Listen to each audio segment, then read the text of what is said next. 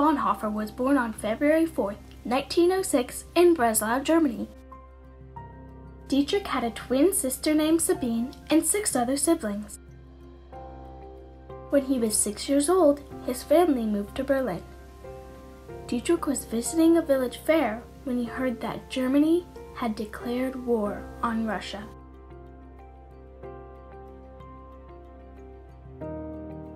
At first, Dietrich was excited about the war, but when his older brother Walter joined the army and died 2 weeks later, he learned that war was not something to celebrate. Dietrich learned that Kaiser Wilhelm II, the Emperor of Germany, had abdicated the throne. The war was lost, and Germany was humiliated. On Dietrich's 14th birthday, he decided to tell his family that he wanted to become a theologian.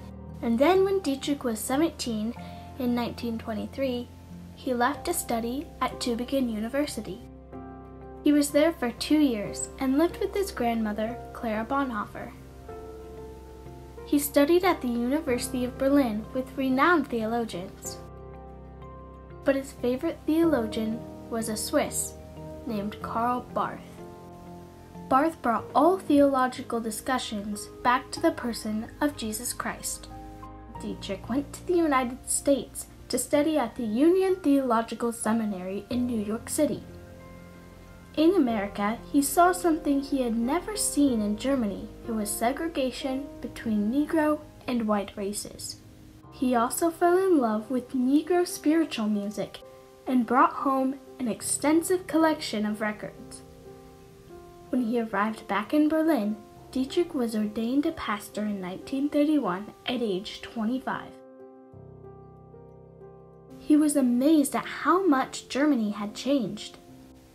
An upstart political party called the Nazis was taking over Germany. Something sinister seemed to be happening to Germany. The Nazis hated the Jews and were actively persecuting them and reviling them in public. Bonhoeffer felt a need to alert the Germans. Then, an opportunity came to speak at the Kaiser Wilhelm Memorial Church on Reformation Sunday, November 6, 1932. He reminded the congregation to live up to their Lutheran convictions and support their persecuted brethren, the Jews. This sermon was not popular, and many walked out. The months following were filled with political wrangling. Hitler, the leader of the Nazi Party, wore down 80-year-old President Paul von Hindenburg. Then, on January 30th, 1933, Hindenburg finally appointed Hitler to be Chancellor of a coalition government. Without a majority vote, an Austrian criminal had become the most powerful man in Germany. One of the new measures passed was a law known as the ARYAN paragraph. The law forbade Jews to work in civil government. Jews were stripped of their civil rights. The German church had deemed the Bible too Jewish. The Nazis declared all references to Jews must be removed. Jesus was declared our greatest Aryan hero. The fact that he was Jewish was completely ignored.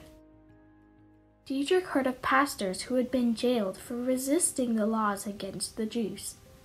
One of his friends, Martin Niemöller, was arrested repeatedly between 1934 and 1937 for preaching against state control of churches. In May 1934, a group of committed Christians met in Barnum and formed the Confessing Church. The Confessing Church was a group of true believers who wanted to uphold the Word of God. By 1935, a seminary to train the pastors for the Confessing Church was formed. Dietrich was elected as the director of the seminary, which he hoped could survive undetected in the town of Finkenwalde, Prussia. At Finkenwalde, Dietrich taught the theology students how to love God, the church, and be true pastors to the flock.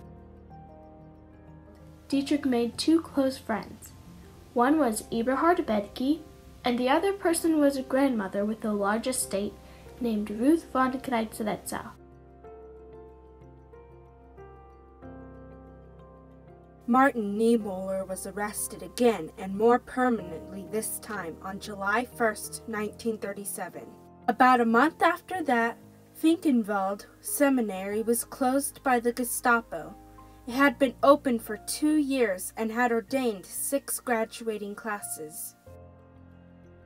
In March 1938, Nazis marched into Austria and took over the country in a bloodless coup called the ANSCHLUSS. Hitler decided he wanted all Protestant pastors to swear a personal oath of allegiance to him alone.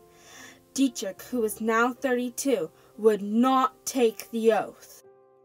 On September 9th of 38, Dietrich took Sabina and her Jewish husband Gerhard across the Swiss border. They then traveled on and then to England.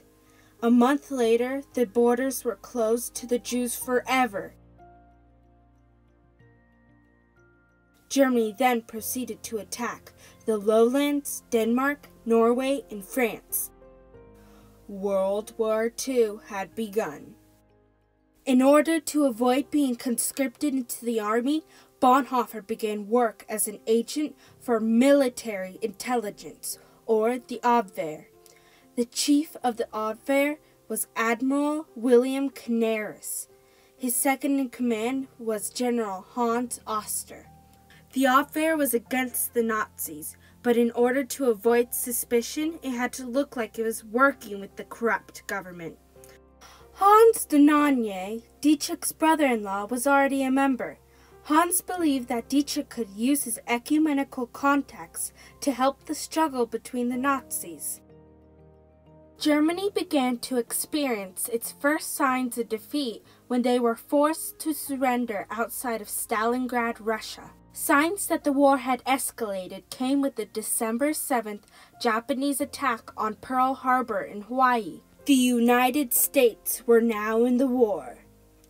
Dietrich was convinced it was only a matter of time before the Germans lost the war. Dietrich visited Ruth in Prussia. He was renewed with her 18-year-old granddaughter Maria.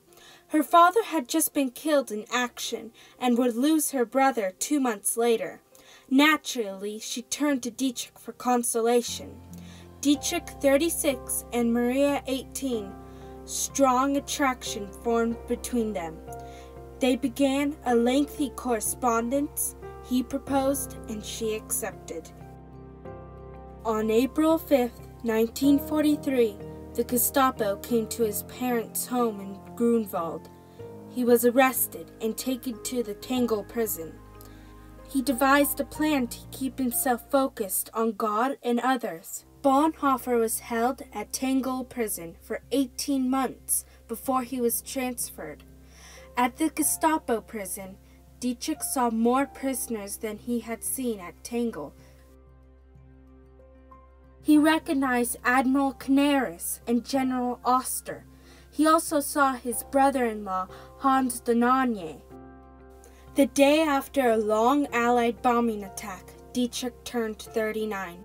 Early in 1945, Dietrich was transported to Buchenwald, a concentration camp. On April 3rd, along with 15 other men, Dietrich was marched into a truck bound for Flossenburg camp.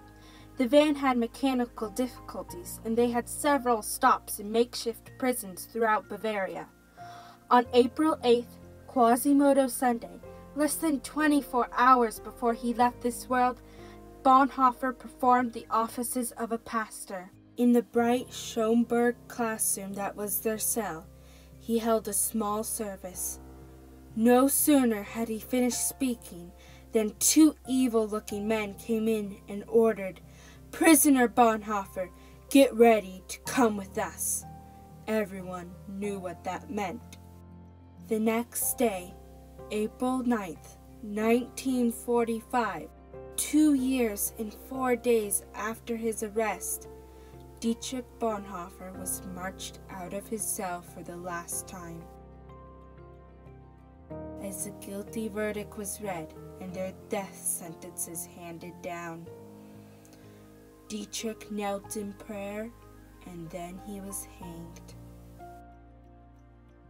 Silence in the face of evil is itself evil. God will not hold us guiltless. Not to speak is to speak. Not to act is to act.